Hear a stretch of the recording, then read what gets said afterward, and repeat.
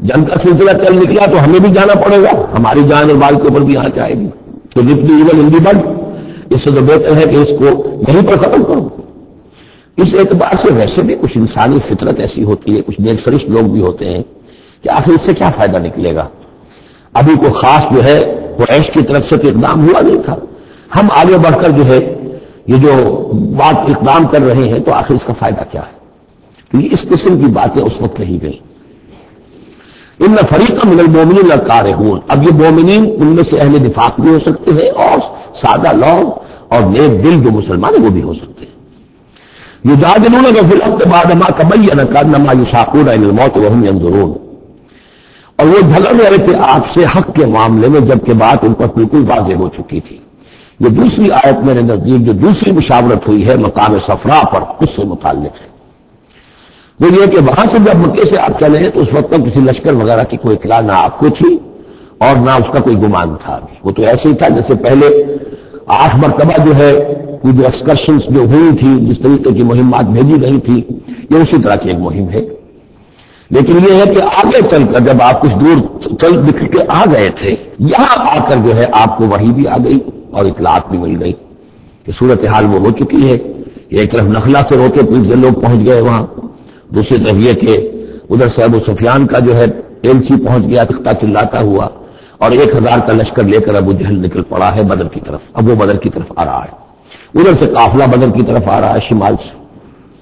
اس وقت اللہ تعالیٰ نے فرمایا، اور یہ مشاورت جیسا کہ میں نے کہا تھا جیسے کہ حضرت طالوت نے کی تھی، ایک آزمائش اپنی فوج کی کہ جو اس دریا میں سے پانی پیے گا سیر ہو کر پیے گا اس کا مجھ سے کوئی تعلق نہیں. اسی طرح کا آپ نے مشاورت کا معاملہ اللہ تعالیٰ کے حکم سے مسلمانوں کے سامنے رکھ دیا. بعدما تبین کانما یساقون الی الموت، وہ لوگ ایسے محسوس کر رہے تھے جیسے انہیں دھکیلا جا رہا ہو موت کی طرف، وہم ینظرون، اور وہ دیکھ رہے ہیں. ظاہر بات ہے یہ کیفیت تو کٹر جو منافق تھے وہاں پر انہیں کی ہو سکتی تھی. وَإِذْ يَعِدُكُمُ اللَّهُ إِحْدَى الطَّائِفَتَيْنِ أَنَّهَا لَكُمْ، اور جب کہ اللہ تعالیٰ وعدہ کر رہا تھا تم سے کہ ان دونوں گروہوں میں سے ایک تمہیں مل جائے گا، ایک پر تمہاری فتح گارنٹیڈ ہے. وَتَوَدُّونَ أَنَّ غَيْرَ ذَاتِ الشَّوْكَةِ تَكُونُ لَكُمْ، اور اے مسلمانوں تم یہ چاہتے تھے کہ ادھر جاؤ جدھر کے کانٹا لگنے کا کوئی اندیشہ نہ ہو. اس لیے بمشکل 50 یا 100 آدمی تھے اس قافلے کے ساتھ، اور اونٹ تھے بے شمار، اور جو میں نے آپ کو بتایا بہت بڑی مقدار کے اندر جو ہے 50,000 دینار کا جو مال تھا ان کے پاس، تو ان کو تو آسانی سے قابو کیا جاتا تھا، اس میں اندیشہ کم تھا. پھر جب انہیں بھی عقل آ گئی ہوگی کہ حضور ہمارے پاس تو کچھ ہتھیار بھی نہیں ہے، کچھ نہیں ہے، ہم تیاری کر کے مدینے سے نکلے ہی نہیں ہیں، تو اچھا ہے پہلے یہ کہ ہم جا کر اوپر قبضہ کر لیں تو ان کے ہتھیار بھی ہمیں مل جائیں گے، تو پھر لشکر سے لڑنے کے لیے ہم بہتر پوزیشن میں ہوں گے. تو عقل و منطق بھی یہ گویا کہ ان کے ساتھ تھی. وَيُرِيدُ اللَّهُ أَن يُحِقَّ الْحَقَّ وَبِكَلِمَاتِهِ، اللہ یہ چاہتا تھا کہ اپنے بات کو اپنے فیصلے کے ذریعے سے حق کا حق ہونا ثابت کر دے.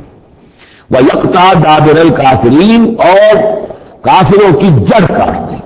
یہ قطع دابر القوم الذین ظلموا، کافر قوم کی جڑ کاٹ دی گئی جو ہم پڑھ کر آئے سورہ اعراف میں.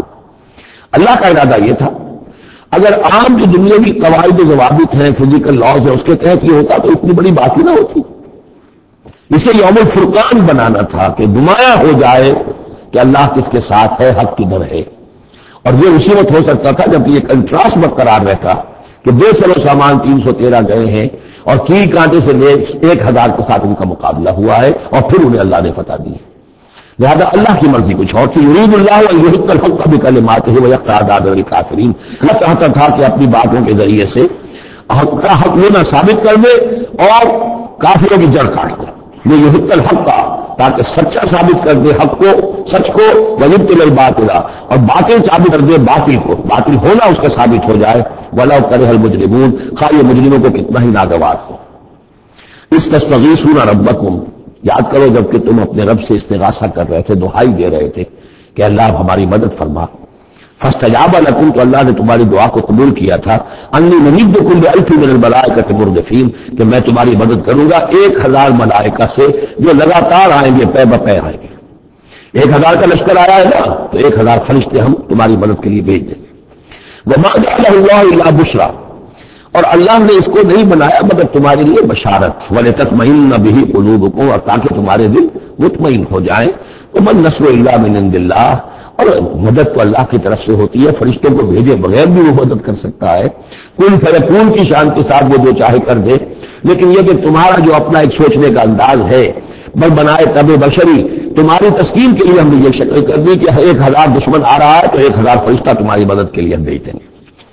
ان اللہ عزیز الحکیم، یقینا اللہ تعالیٰ سب زبردست ہے اور حکمت والا۔ یغشیکم النعاس امنۃ منہ، جبکہ تم کو ڈھانپ لیا تھا ایک اونگ نے جو امن کی اور تسکین کا ذریعہ بن گیا اللہ کی طرف سے۔ یہ 2 معجزے ہوئے ہیں خاص اس وقت، معجزے اس معنی میں کہ عام حالات میں انہیں نہیں ہوتی، لیکن اس میں کوئی خرق عادت نہیں ہے۔ معجزہ اس معنی میں نہیں ہے کہ اس کو چیلنج کر کے حضور نے دکھایا ہو، اس معنی میں نہیں، بس یہ کہ غیر معمولی اللہ کی نصرت کی شکلیں ہیں۔ ایک تو یہ کہ حالانکہ معاملہ بڑا یعنی سخت تھا، لیکن رات کو جا کے پڑاؤ پر مسلمان سوئے اطمینان سے، بڑی عمدی سی نیند آئی، دل میں وہ دغدغہ نہیں تھا، اللہ پر اطمینان تھا، اللہ کے لیے نکلے تھے، لہذا ان کو بے چینی اور تشویش اور کل کیا ہو جائے گا، رہیں گے کہ نہیں رہیں گے، زندگی ہوگی موت، کچھ نہیں، نیند آئی، انہیں اطمینان سے سوئے، صبح کو اٹھے تو وہ گویا کہ چاق و چوبند تھے۔ نمبر 2 یہ ينزل علیکم من السماء ماء، اور جب کہ اتارا اس نے تم پر آسمان سے پانی، بارش ہو گئی، اس سے یہ ہوا لیطہرکم، تاکہ تمہیں پاک کرے، جنہیں غسل کی حاجت تھی غسل کر لیا، وَيُذْهِبَ عَنْكُمُ الرِّجْسَ الشَّيْطَانَ، اور دور کر دے تم سے شیطان کی نجاست کو، وَلِيَرْبِطَ عَلَىٰ قُلُوبِكُمْ، اور یہ کہ تاکہ تمہارے دلوں کے اندر بھی، اور بارش بعد جو فضا ہوتی ہے اس سے طبیعت کے اندر بھی ایک اطمینان اور سکون پیدا ہوتا ہے، ورنہ واقعہ یہ ہے کہ جہاں پر آ کر قریش پہلے ڈیرہ ڈال چکے تھے، پانی پر ان کا قبضہ تھا، اب جہاں پانی نہیں تھا، بارش ہی، تو وہ نشیبی جگہ میں انہوں نے ایک اپنا حوض بھی جمع کر لیا، پانی بھی جو ہے وہ ان کے پاس فراہم ہو گیا۔ وَيُثَبِّتَ بِهِ الْأَقْدَامَ، اور پانی جب برسا تو مٹی دب گئی، مٹی کے جمنے کی وجہ سے پاؤں بھی جب گئے، وہ جگہ جو تھی وہاں پر جو ہے اہل ایمان جو مجاہدین